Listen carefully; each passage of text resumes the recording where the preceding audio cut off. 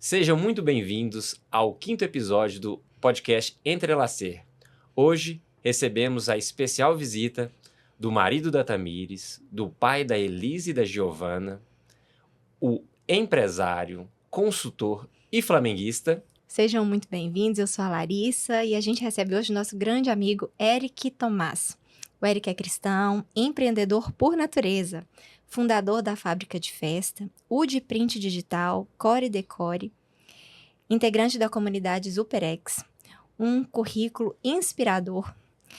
Dentre os cursos, o Eric teve mentorias com nomes incríveis como Pablo Marçal, Thiago Brunet e Ricardo Rocha. Eric, seja muito bem-vindo. Uma alegria muito grande para nós receber você aqui. Alegria minha. Conta pra gente um pouquinho da sua história, pra gente e quem nos assiste conhecerem um pouco sua história. Uma história muito linda, muito inspiradora. Que bom. Primeiramente, obrigado pelo convite, né, Gustavo, Larissa. É um prazer muito grande estar aqui e sou um cara que tá tentando dar certo ainda, né? A gente não pode dizer que já deu certo. Sou um cara que nasceu na Baixada Fluminense, no Rio de Janeiro. Sou um fluminense que nasceu na favela, viu a dificuldade da vida, né? Os lugares onde a sociedade tem as maiores crises, que são as crises familiares, emocionais. E graças a Deus hoje vivo em lugares onde todas as paredes são pintadas, todas as paredes têm quadros, né? Todos os quartos têm camas arrumadas, mas eu venho de um lugar onde isso é luxo, né? Onde as pessoas não têm, às vezes, um carro para poder sair na garagem, a pessoa às vezes não tem uma parede de tijolos, e isso me faz muito humilde e reconhecer, né, o que é necessário fazer hoje para que você tenha alguma qualidade de vida, alguma qualidade emocional para ser quem você acredita que é de fato. A minha história é repleta de muitos momentos legais, mas a principal história que eu gosto de contar sobre mim, o meu storytelling, né? Eu sou um cara que nasceu na favela e hoje empreendo, tenho 3 empresas principais, vários negócios, ajudo muitas outras empresas, não só como consultoria, mas também como clientes, né, que têm contratos comigo. E hoje nós somos aí uma equipe muito grande, que é a minha grande conquista, conseguir lidar com várias pessoas ao mesmo tempo para poder fazer esses negócios tocarem. Então esse cara que nasceu lá na Baixada Fluminense, né, esse cara que veio de uma vida humilde, uma vida simples, graças aos meus pais, né, o Ricardo e a Edna, que me trouxeram vários valores, vários princípios, assim como ser cristão, né? Todos nós aqui na sala somos cristãos, né? Cristãos, e isso é muito, muito produtivo para todos nós. Mas aí, quando eu saí do Rio de Janeiro, depois de ter acontecido um fato trágico na empresa do meu pai, eu tive que ir para Cabo Frio para viver lá alguns anos da minha vida. E esses anos da minha vida me trouxeram muitos outros desafios, né, no crescimento da minha vida. E eu sempre vendo meu pai ali, o meu espelho ali, né, assim, empreendendo, tentando fazer o negócio dar certo, tentando recuperar tudo que foi perdido nessa tragédia que a gente viveu lá na Baixada Fluminense. E, cara, meu pai sempre foi um cara que tirava uma motivação que eu não sei da onde. Isso é uma coisa que me espelha muito nele, né? Tipo, da onde que ele tirava energia. Às vezes a gente ficava 2, 3 horas da manhã ainda trabalhando, fazendo tudo que era possível para poder chegar no dia seguinte e ele receber algum recurso e a gente poder continuar a nossa vida, né? Era uma vida muito simples, muito humilde, mas muito cheia de valores. Minha mãe sempre frequentando a igreja, trazendo palavras de motivação, sempre tentando instruir a gente.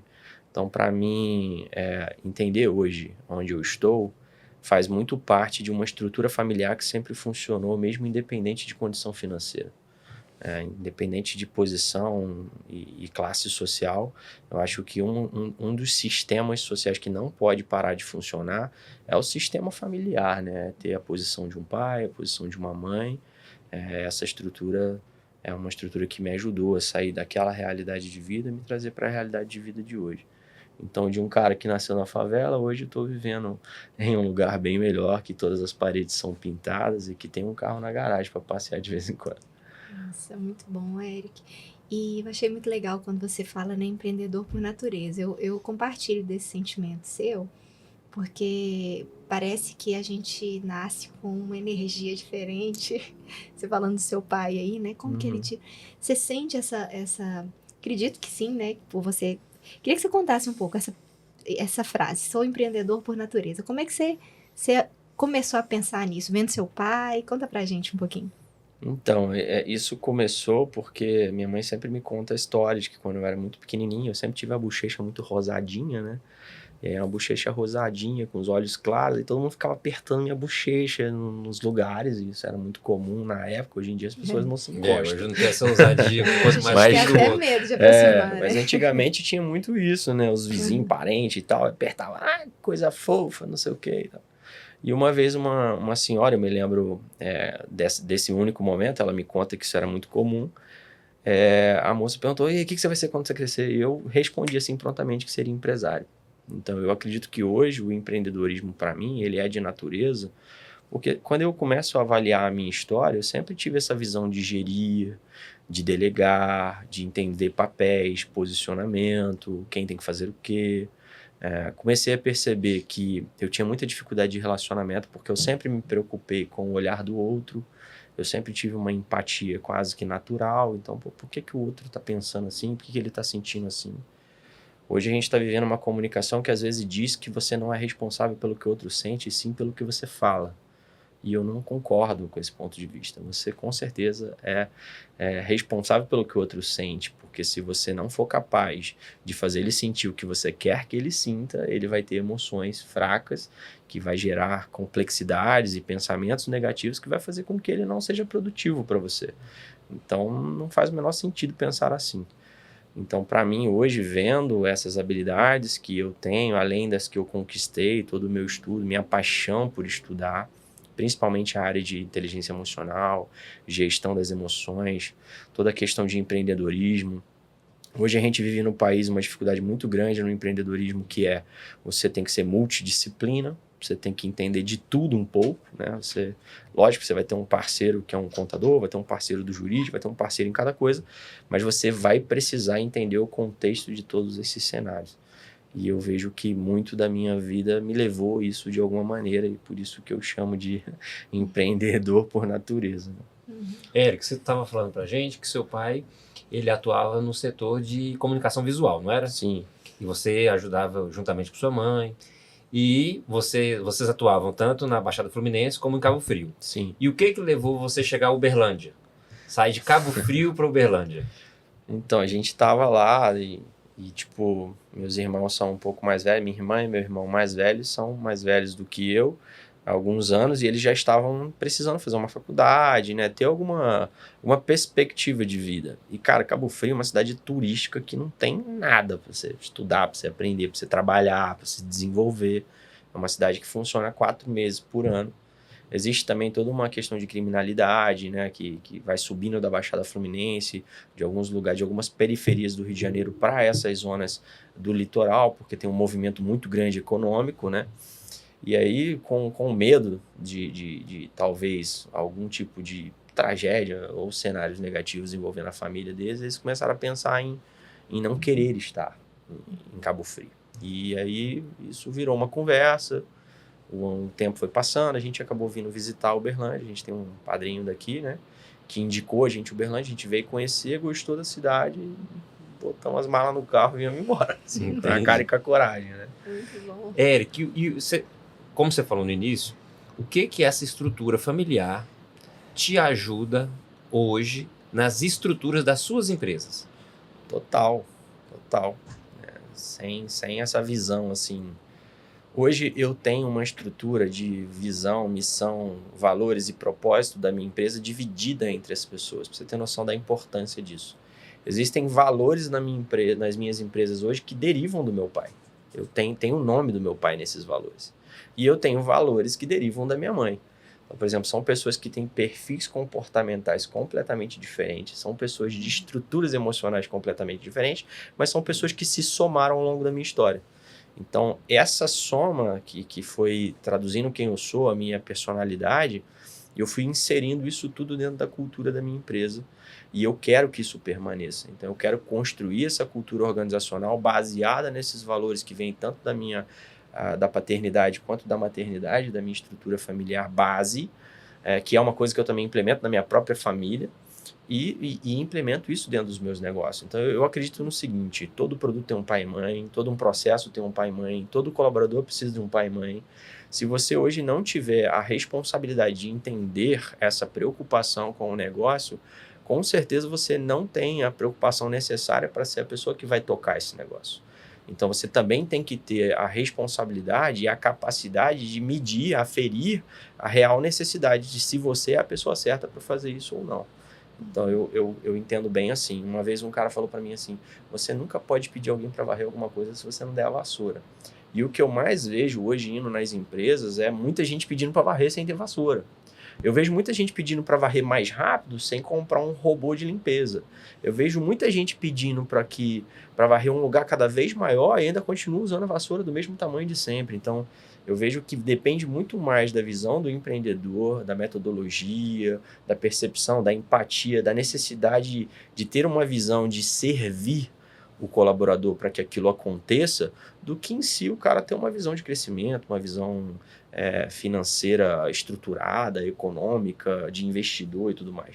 Hoje em dia está muito mais na moda o cara investir o dinheiro dele do que em si entender os detalhes do que as pessoas estão precisando para serem mais produtivas e às vezes até emocionalmente mais bem estruturadas. Então, para mim, hoje a empresa, ela com certeza tem esses valores entranhados nessa engenharia social que é uma organização e que deriva do meu pai e da minha mãe, com toda certeza. Eric, quando você estava falando, eu estava lembrando, né? Eu também fiz a MAP lá, até indicada por você, Sim. né? Do Ricardo Rocha, e ele fala muito sobre essa generosidade, né? Sim. Com a equipe e tudo. E um dos momentos eu fiquei pensando na questão da responsabilidade que a gente tem enquanto empresários, porque assim, até um certo momento, a gente também estava ali conversando um pouquinho, falando que a gente conversa muito isso aqui no Entrelacer, que é assim, a gente começa a trabalhar por necessidade, a gente tem conta para pagar, temos vontade de ter um carro, de ter uma casa, e a gente vai indo, tocando aquilo ali e vendo o que vai dar. Sim. Até que em um certo momento, a gente para e fala, peraí, como que a gente vai viver? Porque não é possível que a vida seja, né? E aí a gente vai começando a entender. Então eu vejo que o propósito, que é algo difícil de ser percebido às vezes, ele vem trazendo consigo também uma responsabilidade muito grande. Ele não é algo que nos deixa mais individualistas, muito pelo contrário, né? Ele deixa a gente muito mais generoso. Ele fala, olha, não adianta você achar que você motiva as pessoas, por exemplo, um exemplo assim bem simples, eu acho que o Gustavo talvez concorde comigo, não sei, por exemplo, aumentar salário. Sim. Eu vou motivar, eu vou aumentar, eu vou dar gratificação. Não que isso não seja importante, a gente vive num país bem complicado, mas é mais do que isso, né? É aquela responsabilidade de realmente pensar no desenvolvimento do colaborador que está ali, né? Pensar assim, olha, essa pessoa, ela também sonha, ela também tem expectativas, e como eu posso ajudá-la a se desenvolver, né? Sim. E não chegar onde eu acho que ela deve chegar, mas ela chegar onde ela quer chegar. E você contou que nesse processo teve um momento muito legal que você se deu conta que você era um cara muito grande no Mercado Livre, né? Uhum. E me conta, como é que foi isso, assim? Que a sensação deve ser maravilhosa, né? Você fala, nossa, eu lutei, a casa virou a empresa, o pessoal mudou. Eu achei muito linda essa história. Foi extremamente inusitado, assim. Tipo, a gente começou muito amador, assim. Eu tava até contando pro Gustavo que eu fui visitar uma empresa lá em Auriflama, São Paulo, interior de São Paulo. E aí eu vi uma moça vendendo um monte de coisa. Ela tava cheia de embalagenzinhas, assim. Eu fiquei curioso. Falei, que embalagens são essas? Ela falou, são produtos que eu vendo no Mercado Livre. Eu falei assim, uai, mas você vende no Mercado Livre? Você tem empresa? Como é que funciona isso? Ela, não, eu vendo pelo CPF e tal. Ela tinha uma maquininha pequenininha. Eu falei, uai, esse trem tem potencial, né? Eu olhando assim, aquela visão empreendedora, né? Que ano que era esse? Eu acho que era 2013, 2012 e tal. Eu até já tinha algumas contas vendendo na internet, mas eu não tinha noção do tamanho do Mercado Livre, do impacto, do volume que ele podia trazer de resultado, né? E aí eu cheguei em casa e comecei a conversar com meu pai e com a minha mãe, e eles vão se lembrar bem disso, que eles eram muito céticos, né? A internet a gente tinha uma dificuldade muito grande, todo mundo achava que a internet era golpe. Era moda, Não, ia e passar. tipo, o Mercado Livre... Inseguro, né? Não sei se vocês lembram dessa história que uma vez um cara comprou um tênis e recebeu um tijolo, e isso virou uma sim. conversa e todo Na mundo caixa tinha de medo. sapato. Todo mundo tinha medo de comprar na internet, né? Não tinha aquela segurança e tal, né? Eu acho que a mudança de consumo do analógico para o digital teve as suas peripécias aí, as suas complexidades, né? E foi exatamente nesse momento que eu comecei a vender no Mercado Livre. E a gente começou a vender muito, assim, coisa para festa, né? Personalizados, painéis, displays, banners e vários outros produtos. E a gente fazia tudo muito artesanalmente. Eu me lembro que meu pai ficava com dor na mão de tanto cortar as coisas manualmente, assim, centenas de coisas. E aí passou-se 1 ano e pouco, 2 anos, eu recebi um convite para ir para São Paulo, acho que era Osasco, se eu não me engano, no prédio do Mercado Livre. E aí eles pagaram um avião, motorista particular. Eu cheguei lá, tinha um cara com uma plaquinha com meu nome no aeroporto. Eu falei, gente, eu tô me sentindo o cara, né? E aí fui descobrir que eles tinham selecionado os melhores ali de cada categoria do Mercado Livre, os maiores vendedores da América Latina. E aí conheci outras grandes pessoas lá, desde um cara que vendia facas a um representante da Sempre Toshiba, que eram caras que vendiam muito mesmo, um volume de pedidos muito grande. E foi muito massa, a gente fez uma confraria, todo mundo palestrou, falou sobre os diferenciais de cada coisa. E eu vejo, cara, que uma coisa muito importante para quem está nos ouvindo, onde quer que seja, é que tudo depende de uma ação, né? A distância entre um sonho e a realidade é sempre atitude. Sempre tem movimento, né, nas coisas.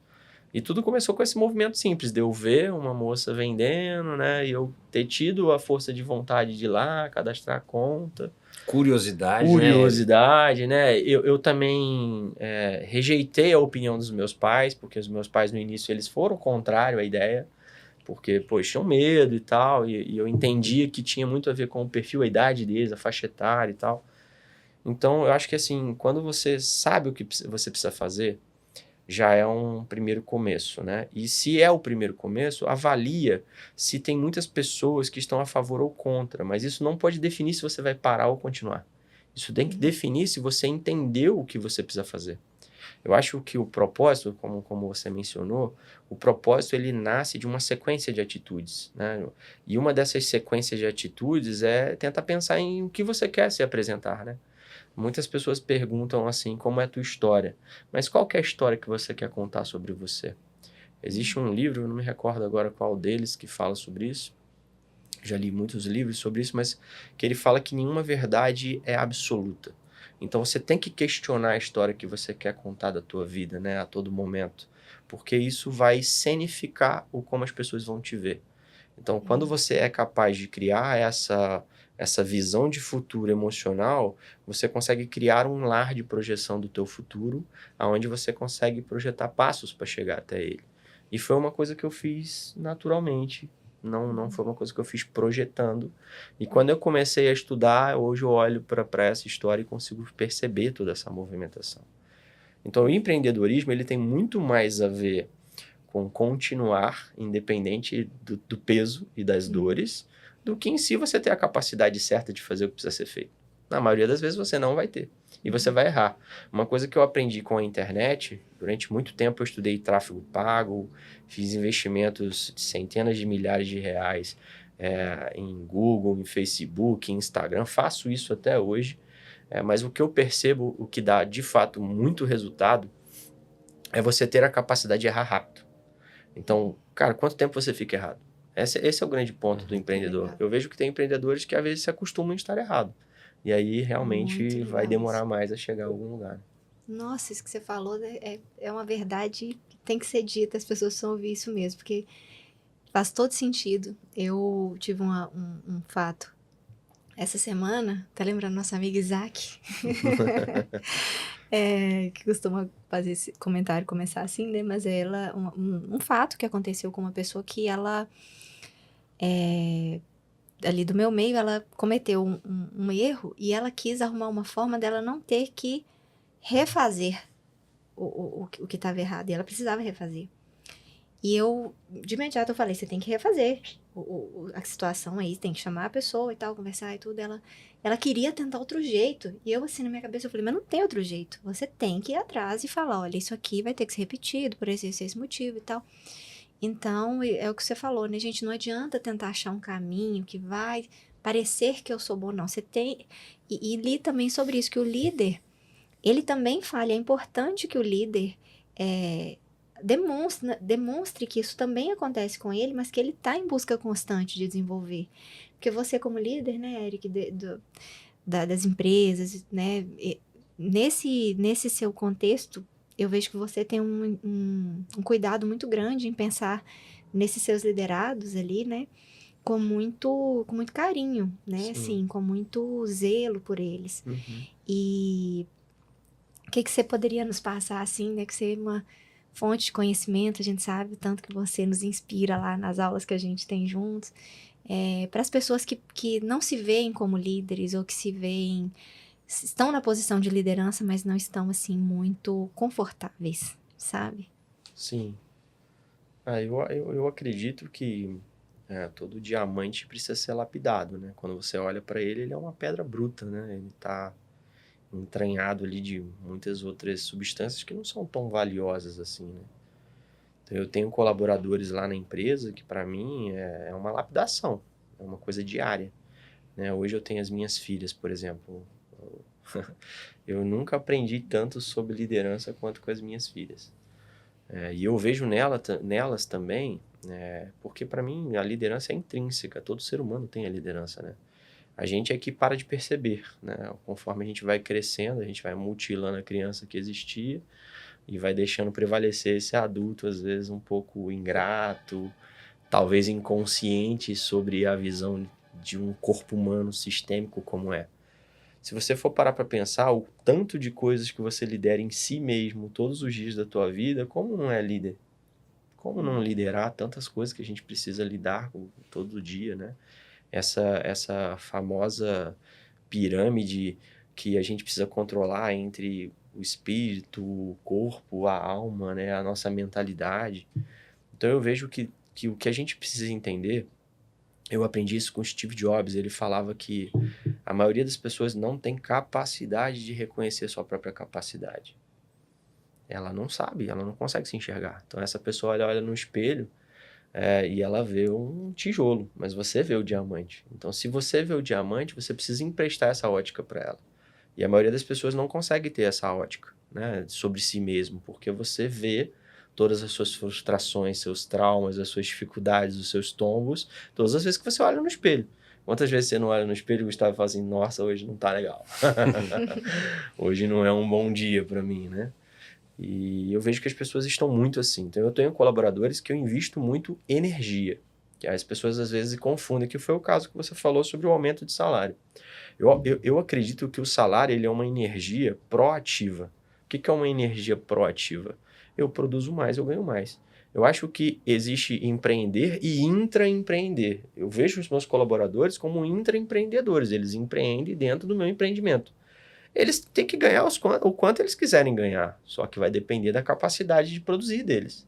Até porque o dia que eles montarem o negócio deles, e eu quero que eles façam isso, eu não quero que eles fiquem muito tempo lá dentro, eles têm que entender essa consciência, porque se eles não entenderem essa consciência, quando eles saírem dali de dentro, eles vão ficar esperando o salário cair, e a gente Não é sabe assim. que não vai cair, né? Érico, mas indo do que você tinha falado, e você já abordou também, é muito interessante isso, porque hoje a pessoa, muitas vezes, a gente estava até falando que eu sou de 83, você é de 89, que a gente começava trabalhando, Sim, buscando um retorno financeiro. sim. Mas a gente não pensava muito nos princípios, nos valores para a gente chegar lá. E hoje, com essa questão de informação, internet, hoje é fácil, no que a gente é falho, a gente contratar um consultor, uma pessoa para avaliar a empresa. E é muito mais barato do que o próprio empresário ficar batendo cabeça. E, além de tudo, ainda faz a máquina girar, porque você está contratando uma pessoa que entende mais do que você naquele assunto específico. Então, assim, fala da importância disso, Érico, da importância que você também presta consultoria para empresas, né? Por quê? Porque você já consegue diagnosticar, você consegue ser mais assertivo do que o empresário, que pode ser muito bom tecnicamente, muito bom em vários fatores, mas talvez em um ou dois fatores que também têm sua importância, organização financeira, questão igual você tem experiência em tráfego pago, você tem muita experiência em relação a esse mercado digital, o tanto que é barato para essa pessoa contratar esse serviço e o tanto que o retorno é seguro para ela, né? Sim. O que eu vejo é uma cultura errônea, né, brasileira mesmo. Lembrando que os empreendedores brasileiros, a grande maioria, segundo estatísticas da ONU, do Sebrae, eles são empreendedores por necessidade. Eles não são empreendedores por feeling, né, ou por vontade, ou por querer, né? Isso, aqui no Brasil, isso não é tão romantizado assim, né? São pessoas que estão ali, às vezes, para sobreviver. Tendo essa percepção, vamos criar uma analogia aqui. Imagina que a gente está num carro a 140 km por hora e, cara, eu sou um excelente motorista. Eu dirijo como ninguém. E esse é o empreendedor hoje na realidade. Ele dirige muito bem, ele entende muito bem do negócio. Ninguém entende mais que ele mesmo, de fato. Se ele for tirar a mão do volante, o carro vai capotar. Lembrando que ele está a 140 km por hora.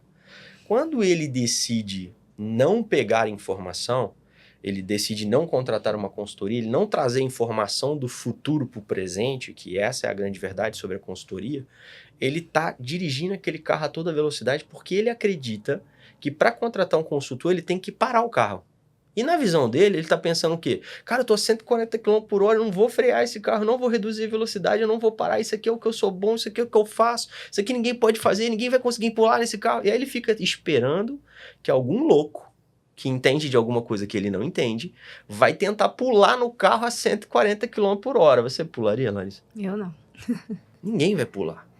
E muitas pessoas, a partir do momento que entende que tem que desacelerar para que alguém entre dentro desse carro e entenda essa engenharia, essa estrutura, essa cultura organizacional, a motivação das pessoas, entenda todo o sistema de equipe, montagem de pessoas, valores, missão, visão, propósito, o porquê da empresa, tudo isso faz uma grande diferença, vocês sabem bem disso. Ele começa a entrar num outro cenário, que é o cenário das pessoas que não conseguem ver valor no que o outro faz, porque ele só vê valor naquilo que ele faz. Então são duas principais visões que não motiva o cara a fazer. Primeiro que ele está rápido demais, numa velocidade que não dá tempo de você ver os detalhes. Se você tiver 140 km por hora num carro, você vai conseguir ler o que está escrito na placa de comunicação? Você não consegue ler. Então, por mais que você tenha pessoas que tenham as informações certas, e sempre tem, né? É impossível não ter, o cara não consegue ver, porque ele não desacelera, cara. Ele tá... E ele é bom naquilo. Ele é um bom piloto, cara. Ele já tá ali. E o problema é que eu acho que ele fica viciado. Ele fica viciado naquela velocidade, viciado naquela aceleração. Ele não consegue desacelerar. Agora, trazendo para uma utopia onde o empresário tem consciência do que precisa e tem capacidade de ter coragem de investir, é você trazer o resultado do futuro para o presente. É como se você pudesse ir daqui a 20 anos, pegar um caixa eletrônico de que você tem lá várias contas bancárias com bastante dinheiro dentro, sacar esse dinheiro, trazer para o presente, investir em você mesmo, porque você sabe que no futuro você vai ter dinheiro. Então, a consultoria, a visão de consultoria para mim, é você ter audácia suficiente e coragem em si mesmo suficiente para você acreditar que você pode sacar dinheiro do futuro e usar agora. E outra coisa, quando o empresário não investe nele, então como que ele vai fazer o melhoramento dos seus colaboradores? Porque, trazendo para a sua analogia do carro, a pessoa pode estar 140, mas sem pneu bom, sem um óleo em dia, e tem muita gente que faz isso, né? Compra um carro de 300 mil, mas quer economizar no óleo, não quer colocar sintético, quer colocar mineral, e vai dar problema. Vai dar problema. E o pior, né, Gustavo? Se esse carro capotar, qual é o tamanho do prejuízo? Pois é. Então, Então, 140 por hora. E é uma situação que hoje, realmente, antigamente, já era mais difícil, talvez.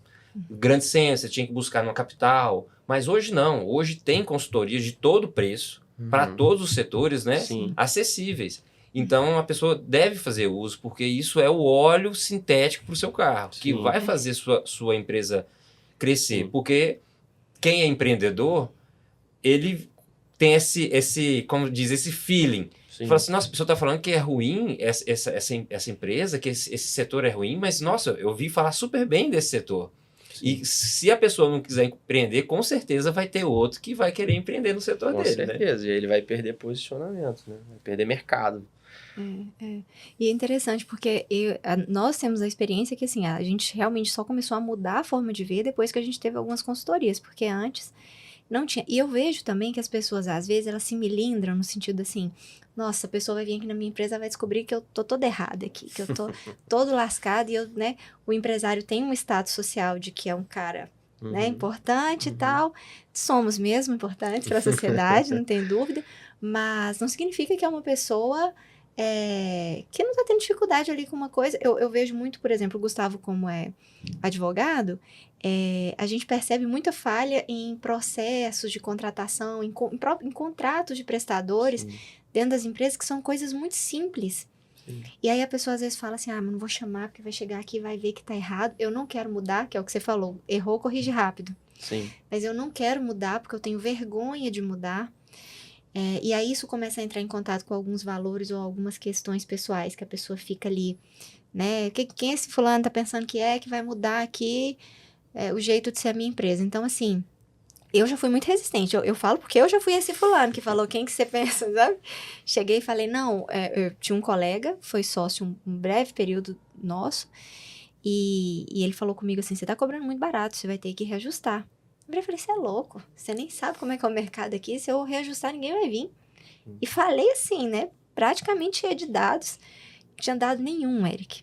Falei porque eu achava, pelo meu convívio com os clientes, pelo tanto de gente que pedia desconto e tal, então eu imaginava que eu não poderia.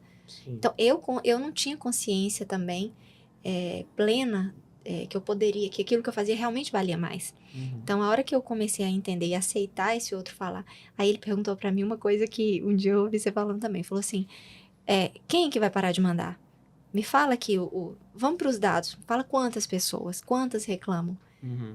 Aí foi a primeira vez que eu tive noção, falei, gente, aí eu falei, depois desse dia, nunca mais eu falei, todo mundo tá reclamando. Não, uma pessoa reclamou, 2, vamos conversar com ela? Sim. Não é? Eu já vi você falar muitas vezes isso, né? Falar, gente, onde estão os números? Ter a percepção real ali do negócio, né? Eu sou um cara que eu lido com o meu cliente dia a dia. Eu recebo mensagem no WhatsApp do cliente, eu estou em grupos que tem projetos grandes rodando com o cliente. Eu lido com problemas, eu acho que eu sou bem apaixonado por problema, na verdade, eu gosto, eu chego na empresa e falo, traga meus problemas. E aí os problemas vêm e a gente vai digerindo, vai entendendo. Eu acho que isso é uma das formas que eu tenho também de aumentar a minha resiliência, né? Eu quero mesmo entender se eu tenho capacidade de deixar cada vez mais flexível e expansiva a minha capacidade emocional de lidar com esse tipo de problema.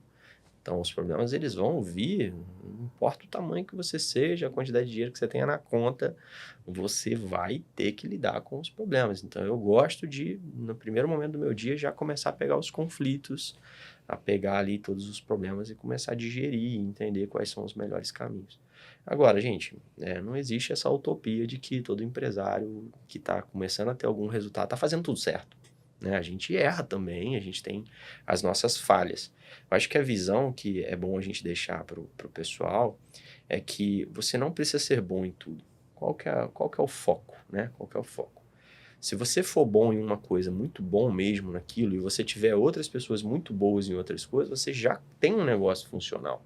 Eu acho que a gente, às vezes, tem a visão de que a gente tem que sair operando tudo, né? Sair fazendo todos os papéis. Eu faço o papel do recepcionista, do vendedor, do atendente, da pessoa que faz o café, da pessoa que gerencia, da pessoa que administra. Você faz tantos papéis que você vai ser uma pessoa vitimizada pela sua emoção. Quando você chegar em casa, você não vai se suportar, né? Você não vai conseguir parar para descansar, vai entrar num ciclo de ansiedade absurdo e por mais que você tenha resultado financeiro, você não vai conseguir usufruir. Então, eu acho que tem que parar para olhar isso, né? Observar quem está tendo o resultado e que, de fato, tem um pouco de paz de espírito. Eu gosto de filtrar, assim. A internet traz muita gente com resultado, mas, às vezes, eu não consigo ver se essa pessoa tem paz de espírito. Então, eu dou dessa filtrada. Deixa eu ver se essa pessoa tem paz de espírito. E aí, começa a diminuir as pessoas com grande resultado. E aí, as pessoas que eu vejo que, além de ter resultado, também têm paz de espírito, aí eu me aproximo um pouco mais para entender o que ela está fazendo de bom na vida, né? E eu vejo muita preocupação sua como essa questão global do ser humano, né? Não sim, igual você colocou agora, não só a questão econômica, porque o dono da lavra ganha muito dinheiro, né? Uhum. Porém, ele não pode sair da lavra. É, Então, a qualidade de vida dele geralmente é zero. sim. Porque ele, realmente, se ele sair da lavra e o receio de alguém furtar uma pedra e desviar o dinheiro dele. Então, assim, ele acaba não tendo essa mobilidade, mesmo física, né? Sim. Érica, agora eu queria saber o nome das suas empresas e essa cronologia, porque eu fiquei muito entusiasmado e eu acho que também quem está nos ouvindo vai ficar entusiasmado com o seu desenvolvimento, o desenvolvimento delas, né? Uhum. Nesse mercado digital.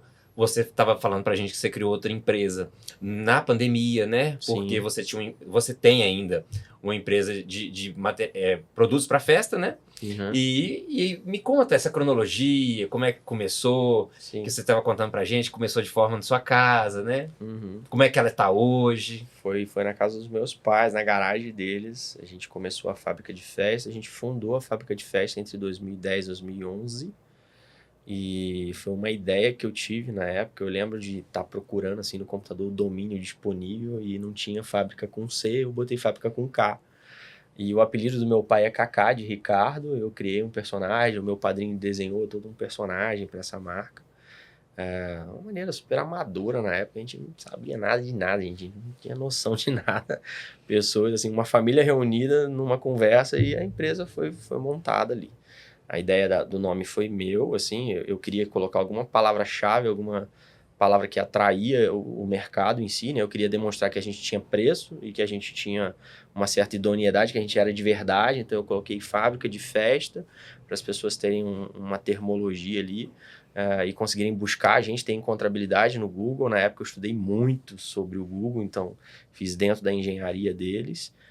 Fiz todas as certificações na época de Google, fiz todas as provas lá, que na época era bem complicada, passei em todas as provas.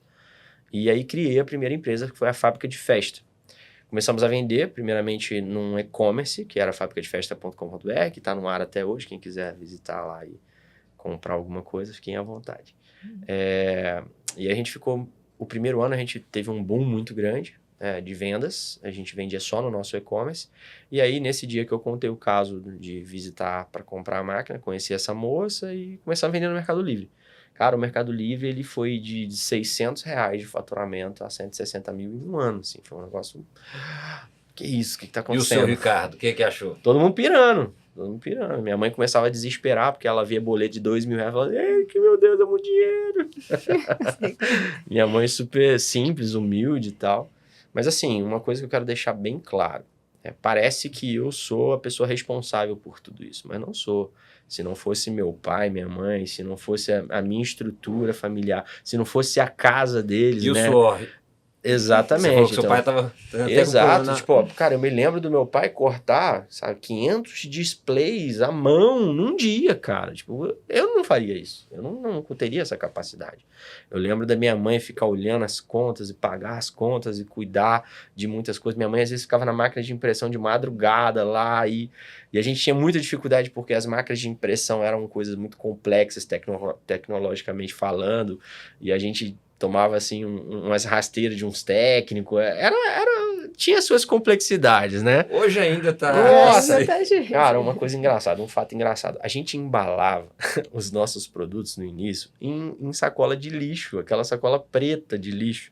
A gente não tinha nem noção de que existia embalagem para ser comprada nos lugares e tal. E na época também era muito mais difícil mesmo. Mais arcaico, né? Não era tão acessível as coisas. Então, a gente começou bem assim, artesanalmente mesmo. E a gente tinha muitos elogios.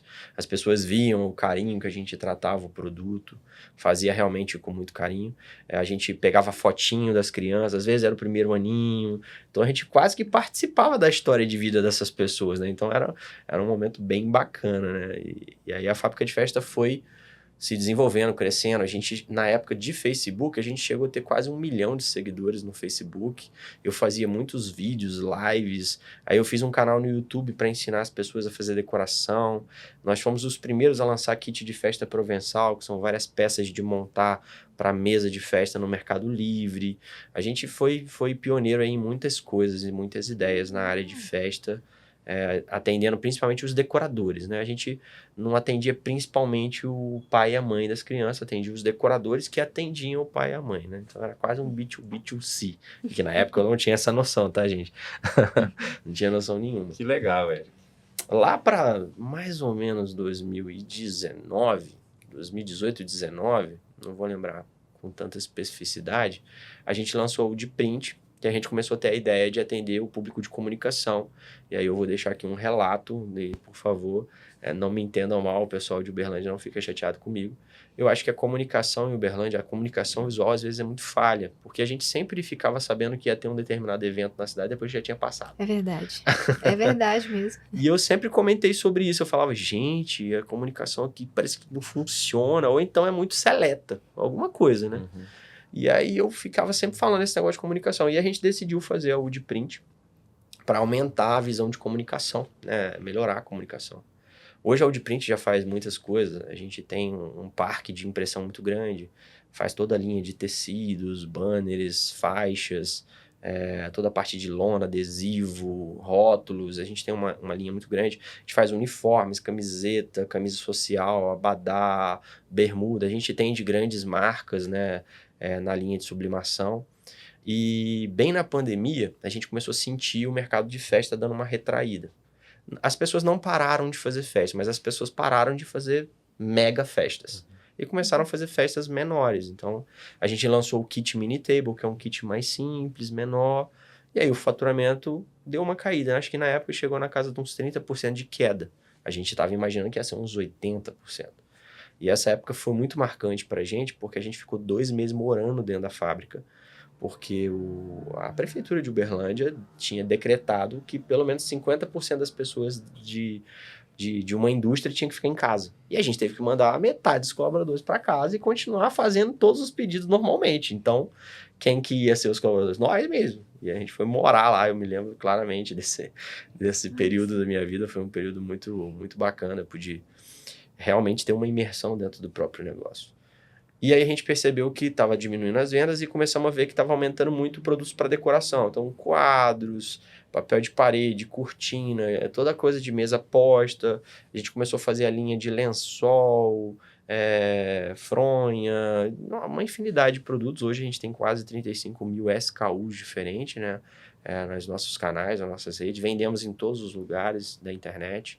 Magazine Luiza, Shoptime, Elo7, Madeira, Shopee, e uma infinidade de contas que a gente vende hoje. É mais ou menos essa cronologia aí. Eric, eu vejo assim, que tudo você está bem antenado. E essas métricas, Eric, é você que faz? Você paga alguma empresa? Como é que você... Eu vejo que você falou assim, ó, a gente viu que estava tendo um crescimento em tal área, então a Sim. gente mudou para ela em virtude desse crescimento. Quer dizer, você percebeu que o mercado estava indo para tal segmento, você ia lá e falou assim, então eu tenho que atendê-lo, né? Sim. Na época eu não tinha essa percepção de que isso não ia me fazer tão bem. O que eu fazia na época? Eu sempre tive essa visão de estudar o que eu não sei. Então, tudo que eu não sabia, eu ia estudar. Só que eu não tinha muita noção de controle, assim. Eu estudava demais, eu acho. Virava uma noite, madrugada e tal. Quando eu conheci minha esposa, graças a Deus, ela tirou um pouco dessa intensidade de mim. Hoje eu fico mais lendo livro, fazendo pesquisas e tal. Mas eu fui esse cara que foi estudar o Google, foi estudar o Facebook, fui estudar o YouTube, fui estudar mesmo, assim, profundamente, ficar...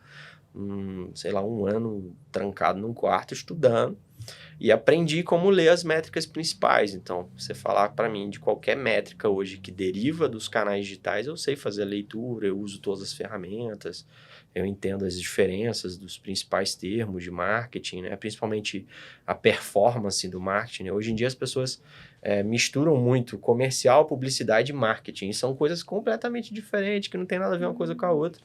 Publicidade é a sua capacidade de ser criativo, comercial é a capacidade de você fazer uma oferta irresistível, e marketing é aquilo que quantifica o resultado entre o que você é capaz de fazer aqui e o que você teve de resultado aqui. Então é como se fosse a métrica da corrida, né? Pô, quantos passos você deu, em que velocidade você percorreu, como que foi a sua respiração, seu batimento cardíaco. O marketing ele traz essas informações. Qual que foi seu CTR, qual que foi a sua média de impressões, qual foi o impacto do público, que público que deu mais resultado, qual que foi o anúncio que teve mais engajamento, qual que foi o CTA que te deu mais resultado, o que foi mais clicado, os acessos foi mais para o Instagram, para o WhatsApp, ou foi para o Messenger do Facebook. Então, essas métricas é que me davam esse norte.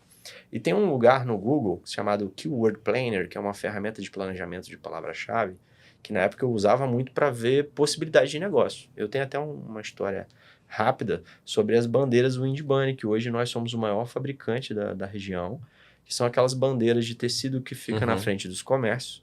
Hoje a gente faz para a maioria dos vendedores da cidade e fabricamos para grandes empresas. Como que eu decidi fazer isso? Eu uma vez estava navegando no meu Google, vendo coisas de festa, que não tinha nada a ver com bandeira, com Wind Bunny, e vi essa palavra lá. Estava escrito Wind Bunny de festa. Eu falei, que é o Wind Bunny? Não sabia o que era isso. E aí fui dar um Google, comecei a pesquisar o produto, e eu falei, cara, eu tenho todas as máquinas para fabricar esse produto. E aí eu comecei a fabricar o produto, tirei foto, anunciei. Quando eu comecei a anunciar, cara, na época, a Udprint, ela era tipo a metade do que ela é hoje, e ela cresceu justamente por causa desse produto, que foi um produto que eu chamo de monetizador, né? Que é um produto que puxa o negócio para cima por causa da audiência. Então, eu acho que hoje as pessoas acabam esquecendo que o mercado ele é vivo. E se o mercado é vivo, ele tem toda uma questão de alterações de acordo com o consumo. Então, por exemplo, na pandemia, o mercado mudou completamente para o consumo digital, que era uma coisa que ia acontecer, só que foi acelerada. Então, se existe o consumo no digital, quais são os formatos, qual é a proatividade das pessoas que está mudando, né? Quais são as atitudes que estão mudando? Então, você às vezes acaba encontrando uma palavra-chave em qualquer negócio que você ainda não está oferecendo. E por que não você implementar aquilo no teu modelo de negócio, né? De você colocar aquilo na tua oferta de produto. E foi mais ou menos assim que eu fiquei expert nessa área aí. Mas assim, deixando claro, gente, se você puder ser bom em uma coisa só, é melhor. Eu não vejo hoje isso como o meu grande diferencial. Eu preferia ter pessoas capazes de fazer isso e liderar essas pessoas. Mas não foi a minha história, então eu não posso dizer diferente. E aí cada um tem uma história, não é à toa, né, Eric? Sim. Todo mundo tem o seu caminhar. E eu acho muito interessante isso, por quê? Porque, na verdade, o empresário, ele produz alguma coisa para servir o outro. Sim. Né? E servindo o outro, tudo dá certo, né? É o que a gente estava falando lá no início, a gente estava falando no podcast. A gente começa, no início, nossa criação era necessidade, valor e princípio. E hoje a gente fala com a nossa maturidade, que é o que dá certo, é a gente inverter isso para princípio, valor e necessidade, que Sim. cada um tem a sua, e é justo, né? A questão pecuniária é importante, só que não é mais importante que a família, mais importante que o seu bem-estar. Porque não adianta nada você ser bilionário e não estar vivo. ou tá em depressão, ou não tá vivendo bem, na sua plenitude, né? E uma coisa legal também, acho que, salvo engano, foi a Luísa, do Magazine Luiza, que ela fala de progresso e ordem. Sim. Porque normalmente também aconteceu com a gente, a gente não consegue começar, nem todo mundo, né? Nem todo mundo consegue começar com tudo lindo, maravilhoso, né? Organizadinho, né? Organizadinho, às vezes do jeito que vai dando. Eu lembro que a primeira vez que eu fui fazer tomografia, eu não tinha um computador que conseguia suportar a imagem. A placa de vídeo, né, Gustavo, ela não era. Eu virei e falei assim, mas eu preciso aprender, eu vou ter que aprender nesse, porque eu só tenho ele. Então, tanto que aí a gente chegou lá no curso, né, com um professor incrível, eu sou muito grata a ele, lá em BH. E aí todo mundo chegou, abriu os computadores e tal, aí o professor todos os computadores começaram a travar. Ele, gente, o que a gente aprendeu nesse curso? Que todo mundo aqui vai sair e ter que comprar um computador novo, vocês não vão conseguir. Mas mesmo assim, eu falei, gente, eu não vou deixar de tentar, porque meu computador vai demorar 3 minutos para abrir uma imagem que ele abriria em segundos. Mas se ele abrir, eu preciso aprender isso aqui, é com isso que eu vou. Sim. E lá na frente, quando tiver jeito, eu troco, né? E eu acho que essa coragem, que às vezes, no meu caso, eu pensava assim, gente, mas eu sou isso é loucura. Depois eu nem vou ter dinheiro para comprar esse negócio lá na frente, como é que vai ser? Então, às vezes eu pensava, mas uma força muito grande me empurrava para falar, vai que você vai conseguir sim. Porque teve um dia eu pensei, falei, gente, mas todo mundo consegue, não é possível que só eu que não... Bem comigo vai dar errado, né? Então, isso foi uma coisa que foi me motivando. O Gustavo me deu o computador uma vez, que ele é bom de escolher essas coisas, né, Gu? E esse computador, inclusive, pifou de vez esse ano. Eu acho que o Lucas ainda liga ele de vez em quando, mas a bateria já pifou. Mas assim, daí eu lembro que quando a gente conseguiu, né, depois de um tempo, a gente abriu uma empresa e tal, e compramos o tomógrafo e tal, a hora que instalou, a pessoa foi lá colocar. Eu lembro que eu tinha uma sócia na época, ela falou, eu acho que aí talvez mês que vem a gente consegue fazer tomografia. Eu falei, a gente vai fazer tomografia agora. Eu já sei fazer tomografia, agora a gente já tem tudo, é só o paciente entrar e fazer. Mas porque eu fiz lá com o meu Acer, nem sei como é que ele Era um Acer, um i5, não sei que geração que era não, mas não era gamer não. Porque isso que você falou, a importância de começar, né, Eric? De entrar em movimento, né, de buscar. E eu sei da importância dessas ferramentas do Google. Confesso que não sei muito utilizá-las. Vou olhar, sair daqui já pensando que words que você falou que é? Keyword Planner. Word É o Planner. planejador de palavra-chave. E aí, a gente, com os episódios aqui também, a gente achou super legal, porque alguns bem jovens, sabe? Eles mandavam mensagem pra gente assim, muda o nome do episódio, você tem que colocar tal nome para as pessoas. Pra melhorar a entrega, né? Você tem que melhorar a encontrabilidade, entrega e tal. mesmo. Então, assim, isso é uma realidade. A gente vai ter que aprender, né? Usar, você já sabe muito bem. Tenho certeza que isso fez diferença, Eric. Mas ao ouvir você falar, eu fiquei muito encantada. E, assim, tenho certeza que não foi só pelo seu conhecimento, mas muito pelo seu ser, né? Que traz essa vontade de ser bom, de ser contável para as pessoas, né? De falar, nossa, eu posso contar com o Eric, que ele tá aqui para isso, né? Então, assim, fiquei muito inspirada mesmo, muito legal te ouvir, muito legal, né, amor? Ótimo. Érico, eu queria te perguntar uma coisa que eu acho que é um assunto que você até gosta, porque é o seguinte, eu penso o seguinte, para você montar um CNPJ, que é uma pessoa jurídica, e para você também montar uma família com filhos, que a gente não sabe que tipo de filho que a gente vai ter, quando a gente vai ter, que a gente tem que acreditar em algo maior. É muito importante a gente ter a coragem, mas a gente tem que acreditar também, que eu vejo muita alegria, mesmo você falando na época do perrengue, no início e tudo mais, mas que seu pai, sua mãe, vocês tinham a energia de que aquilo ali estava fazendo com alegria. Eu não vi você falando, reclamando em nenhum momento, sempre falando de forma saudosa, de forma bacana sobre isso. E que é isso, né? Porque se a gente ficar com receio de tudo, do que pode não acontecer, a gente nunca vai fazer acontecer nada, né?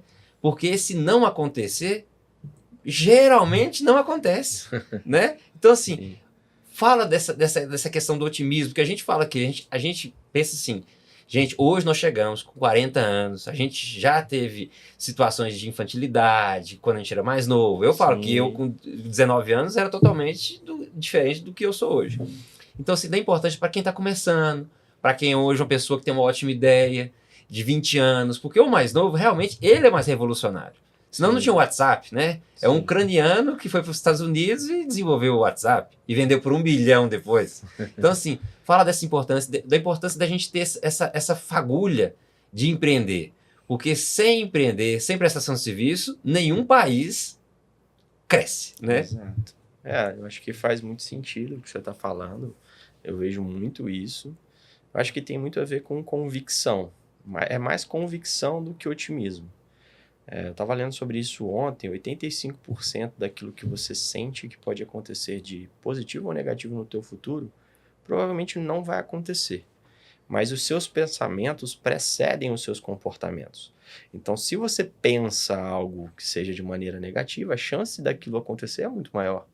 Independente do que tu acredita, isso é uma ciência, né? Então, nós somos feitos de carne e osso, e essa carne e osso são movimentadas por movimentos, né? E esse movimento, ele deriva de um motor, e esse motor é o nosso cérebro. Então, se o seu motor está com algum determinado coagulante, ele vai mover toda a sua movimentação. Então, se você quer ser uma pessoa que tenha bons resultados, você tem que ser aquela pessoa que se automotiva, que se auto-reenergiza. Hoje as pessoas elas estão com um pouco de... Como é que eu vou dizer isso? Elas estão um pouco frustradas, um pouco cansadas desse excesso de positivismo, né? De, você tem que estar sempre de bom humor e tal, não sei o quê. O meu positivismo é uma alegria natural, é espontâneo. Eu sou realmente feliz. E é muito difícil você encontrar um cara mais feliz que eu, porque eu me automotivo. Então, o que eu vejo que as pessoas precisam mudar é o sistema de pensamentos. Eu não sei se vocês sabem disso, mas a ansiedade, ela tem a capacidade de não sair de você. Mas você tem a capacidade de alterar os seus pensamentos que despertam a ansiedade. Então, se você tem a capacidade de mover só os pensamentos, foca só nisso. Então, ser positivo, na minha opinião, é você traduzir o que tu viveu. Porque se você traduzir o que você viveu, você consegue alinhar as emoções. Então, é lógico que eu vivi momentos que foram difíceis enquanto eu estava vivendo. Mas agora que eu já os vivi, eles não são mais difíceis para mim. Porque eu já traduzi. Eu fiz uma nova linguagem. Então, eu tive momentos muito difíceis que hoje me dão alegria. E é natural, é espontâneo. Não sei se vocês conseguem perceber. Mas é natural. Mas para ter essa engenharia, você tem que entender suas crenças, seus valores, seus princípios. Você tem que ter tempo com você mesmo. Tempo de valor com você mesmo. Eu vejo muitas pessoas falando hoje, gente, a gente tá com tempo para nada, eu não tenho tempo de ficar com a minha família, eu não tenho tempo para trabalhar, eu não tenho tempo para botar aquele projeto em ordem, eu não tenho tempo para olhar isso, para olhar aquilo. Eu falo, cara, se você tiver tempo de ficar só com você, já é o suficiente. Porque se você tiver tempo para ficar com você, quando você tiver com os outros, você de fato vai estar lá. O problema é que eu vejo que tem muitas pessoas que não estão tendo tempo nem de ficar com elas mesmas. Elas são impacientes com elas mesmas. Elas não conseguem mais suportar o próprio pensamento, não conseguem suportar mais as suas próprias intenções. Então, o que você vai precisar fazer? Cara, você vai precisar fazer uma limpeza. Contrata uma faxineira emocional. E quem é essa faxineira emocional? Você mesmo. Fazer perguntas boas. Eric, e Nossa, assim, isso é hoje importante tá mesmo. mais na crista da onda. Quer ser autêntico, né? Se você não for autêntico, você não converte. Sim. Nem esposa, nem filho, nem amigo, né? Exato. Porque assim, é isso, a gente ser autêntico. Sim. Porque a gente é de uma época que, por exemplo, você ia no médico, o médico era perfeito. O médico tinha que andar num carro de alto padrão, Sim. esposa bonitas, filhos lindos, ele também muito bem vestido. Mas todo mundo tem suas quedas, né? Todo mundo, claro. porque somos humanos. Então hoje não, hoje já tá, lógico, ainda tem muitas essas figuras, dependendo igual a Larissa falou dos empresários, não, o empresário é um super-homem. Não, pode buscar ajuda, que a ajuda não é tão cara e vai te trazer um retorno muito melhor e rápido, que você vai errar menos, né? Isso. Então assim, hoje é isso, é você se encontrar para você converter amigos, para você converter socialmente. Não é você se prostituindo, digamos assim, não é você falseando o que você é para o externo, para os outros, para os terceiros, é que você vai converter. Você vai converter, não, é você estando presente com você, aí sim você vai converter com terceiros, né? Sim, você vai se conhecer de verdade, né? É. Eu vejo muita gente que fala assim, eu sou assim porque meu pai era assado. Eu sou assim porque minha mãe fazia desse jeito. Tudo bem, mas e você não vai parar para se conhecer? Quando que você vai dar esse tempo aí, né? De fazer as perguntas certas e ter tempo para responder, né? E até pra gente também trocar essa lente, né? Aquele livro que eu tô lendo ele agora, é o 7 Hábitos das Pessoas. 7 Hábitos das Pessoas Altamente Eficazes. Bem legal, né? Aquele livro. E ele fala fala, olha, qual lente te entregaram para você decifrar o mundo? Sim. E a partir dela, que os pais nos entregaram, nós também começamos nossas experiências ficam ali, e a gente começa a ver tudo entendendo aquilo ali. Então, a gente precisa perceber que o outro também é assim. Ele tem uma história e ele vê através dessa perspectiva. E aí, quando a gente consegue separar essas coisas, tanto nós conseguimos nos perceber de uma forma diferente e separar a gente do outro.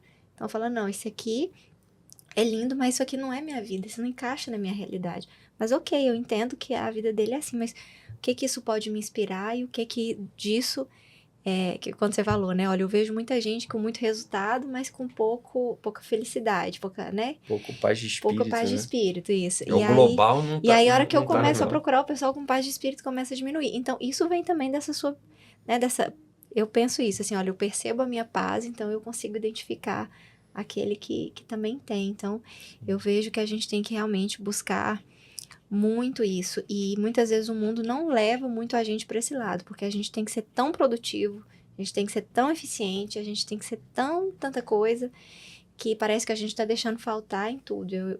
Pessoalmente, eu penso assim, ó, eu não faltando na minha casa, já tá ótimo. O restante, eu tô fazendo o máximo, mas eu tenho Exato. limitações, né? Sim, você tá fazendo um ajuste, né? O frustrado não é a pessoa que não consegue fazer o suficiente. O frustrado é a pessoa que não fez o alinhamento de expectativa antes de começar o dia. Verdade. Então, às vezes você vai dormir. Eu aprendi isso muito na psicologia, que é você não pode ir dormir sem resolver algo, porque senão vai internalizar em você. E aí, a cada dia que você vai dormindo, vai descendo um nível dentro de você, né? Nós somos que nem uma cebola, né? A gente tem várias camadas, né? Então, eu vejo que tem pessoas que levam problemas, às vezes, muito simples para dentro de uma profundidade muito grande de camadas. E aí, quando chega a hora de ter que mexer nisso, vai dar um trabalho maior. Mas geralmente também talvez tenha realmente um problema maior que ele nunca quis visitar, né? Sim. E ele transfere para esse pequeno, tanto que a pessoa fala assim, nossa, mas não aconteceu nada, por que ela explodiu dessa forma, Sim. né? Mas talvez é alguma coisa que não é daquele momento, mas ele está transferindo para aquele momento que é mais simples, né? E é importante, né, deixar claro que as pessoas precisam entender essa engenharia, essa arquitetura da neurociência para lidar com pessoas, para ser líder de pessoas, né? Então, eu vejo pessoas hoje que fazem muita inferência sobre os outros. Você tem uma ótica sobre o outro que, de fato, não é a verdade sobre o outro. É a sua visão dele. Então, quando as pessoas vêm conversar comigo, às vezes eu tenho alguns conflitos, né? Os colaboradores chegam, aí um conta uma versão, o outro conta outra versão, o outro conta outra versão. E o meu trabalho é só apaziguar as versões e entender qual é a realidade em comum. E muitas pessoas não entendem essa lógica, acham que você já tem que chegar decidindo, tomando decisão, impactando todo mundo, mostrando que quem manda é você e tal. O juiz, né? Chega Não, às lá, vezes você só culpado, tem que inocente. ouvir e criar uma perspectiva em comum. Tipo assim, tudo bem, mas mesmo com as deficiências, as dificuldades de cada um, como você pode fazer para dar certo? E aí a pessoa para pensar, não, mas aí tem que dar certo mesmo, né? Independente do que aconteceu, do que você sente, a gente precisa fazer dar certo. Então, qual é o caminho que você vê? Aí a pessoa, ela muda o foco, né? As pessoas hoje estão direcionando muito pro problema. Meu Deus do céu, vai ter problema. Não fica jogando sua energia lá, não. Joga energia na solução, né? Isso mesmo. É que nós estamos caminhando para o final e a gente sempre gosta que a pessoa, o convidado, fale, agradeça as pessoas que fizeram ele estar no momento de hoje. Sim. O Eric, a formação, né? Você falou, os seus pais biológicos, mas todas as pessoas que você encontrou em um certo momento da sua vida te transformaram de certa forma, né? Com certeza. Então a gente deixa esse momento final para o nosso convidado agradecer as pessoas que fizeram a sua formação. Não tem como eu estar aqui sem falar dos meus pais, né? Da minha esposa, principalmente, a Tamires. Amor, te amo. Beijo. Uma mulher incrível, maravilhosa, super bem sucedida, me ensinou vários valores que eu ainda não tinha, me ensinou a ver o tempo um pouco mais lento do que ele de fato é, né? Sentir um pouco mais o Kairos do que o Cronos e me deu uma equilibrada na vida. Agradecer também as minhas filhas, que são as minhas grandes professoras da vida. Sem elas, eu acho que eu não teria a consciência que eu tenho. E a mensagem que eu quero deixar para todo mundo é que tudo que você tem veio de outra pessoa. Muitas das vezes é os nossos pais, né? Porque grande parte do convívio é com eles, né? Mas tudo que você sabe veio de alguém. Então, devolva isso de alguma forma, né? Traduza isso, coloque a sua personalidade, coloque as suas convicções, mas devolva isso para o universo. Eu tenho certeza que vai te trazer uma paz de espírito maravilhosa, vai te fazer ser uma pessoa mais convicta sobre você. Lembre-se que a autenticidade é construção. A autenticidade não é percepção. E para de se comparar, cara. Não tem como você comparar a semente com a floresta, né? Tenta entender qual foi o início das pessoas que você está se comparando, que você está seguindo, que estão te ajudando a influenciar. E modela esses comportamentos, essas atitudes, essas capacidades. Vai te fazer muito bem. Muito obrigado pelo convite, foi maravilhoso estar aqui com vocês. A gente que agradece o bate-papo, Érico. E você falando isso, eu lembrei de uma frase, eu não sei de quem agora, mas é de alguém importante, né? Que fala que a gente não deve ajudar o outro com valores, mas a melhor ajuda que você pode dar ao outro é transformar ele e para ele descobrir no que ele é bom. Sim. Para você ajudar o outro a descobrir o seu real valor, no que ele é bom. Isso sim é a maior ajuda que você pode dar para o próximo, né? Concordo. E a gente, esse bate-papo nosso aqui, a gente busca isso. Talvez ajudar da forma que a gente pode aqui, né? Com vídeo, com os nossos dizeres, esses empresários, as pessoas que querem empreender, desde o sexagenário como o de 14, 15 anos. Sim. E que eles pensem nisso, porque eles vão ter que servir para alguém. Você está fazendo um produto, um serviço, é para um similar seu, para um indivíduo, para um irmão seu, que vai utilizar de forma prática. Porque ninguém tira o dinheiro do bolso se não achar que compensa mais do que ficar com o dinheiro no bolso, né? Com certeza. Érico, muito, muito obrigada. Uma honra ter te recebido aqui. Fiquei muito feliz. Foi, assim, muito inspirador para mim mesmo, sabe? Uma história linda de vida, né? Com um respeito imenso pela família, o que me deixou ainda mais fã aí de vocês. Desejo tudo de bom, tudo de melhor nessa vida. Vamos nos encontrar mais, né? Temos um curso aí pela frente. E é isso, queria te agradecer mesmo, tá? De coração, aqui pela presença. Gente, muito obrigado por nos acompanharem até aqui. Um grande abraço. Se você gostou do conteúdo, gostou do que o Érico falou, se fez sentido para você, deixe seu like e compartilhe com as pessoas que você acha que isso pode ajudá-las. Obrigado.